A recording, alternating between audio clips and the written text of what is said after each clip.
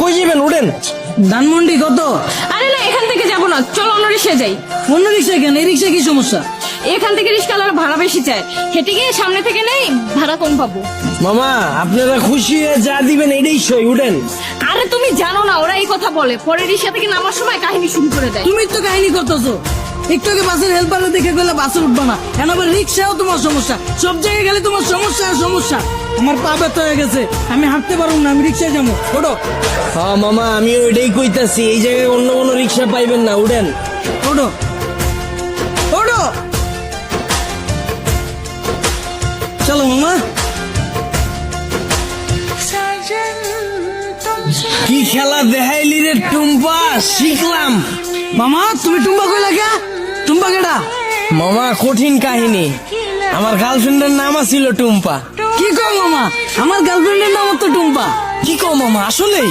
হ্যাঁ, কিন্তু মামা তুমি রিক্সা চালাও আর প্রেমও করো, ব্যাপারটা কিন্তু ইন্টারেস্টিং। না মামা, প্রেম করি না তো, করতাম। আর রিক্সা চালায় তো প্রেম করি নাই মামা। ওর লাগে প্রেম করছি দেখে আজকে আমার রিক্সা চালাইতে হইতাছে, আর নাহলে তো মামা আজকে আপনার জায়গায় থাকতাম। আরে টুম্পা, তোর লাগে প্রেম কইরা আজকে আমার হাতে হ্যান্ডেল, পায়ে প্যাডেল। কি কও মামা? প্রেম করে মানুষ দেবদাস হয়ে যায় শুনছি, কিন্তু প্রেমের লাগে মানুষ রিক্সা চালায় এটা প্রথম শুনলাম। মামা তোমার কাহিনীটা কিন্তু ইন্টারেস্টিং লাগতেছে, গল্পটা কও শুনি। আরে বাবু কি শুরু করছো? ওনার এই ফালতু গল্প শুনে আমাদের সময় নষ্ট করে লাভ আছে?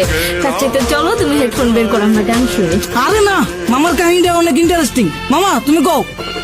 না মামা থাক, বাদ দেন। মামি উনতে চাইতেছে না, পরে দেখা গেল আমার কাহিনী হইনা চিত্তা যাইব। আরে মামা তুমি তোমার গার্লফ্রেন্ডের কাহিনী কইবা, এটা তো হয় চেতবকে। কও মামা শুনি।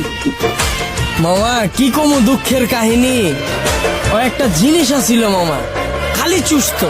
সুস্থ মানে? পুরা কাহিনী কই মামা, শুনেন তাইলে সেনা বুঝবেন। ওর মায়ায় বইরা মামা একটা চাকরি করতাম, ওই চাকরিটাও গেছে গা।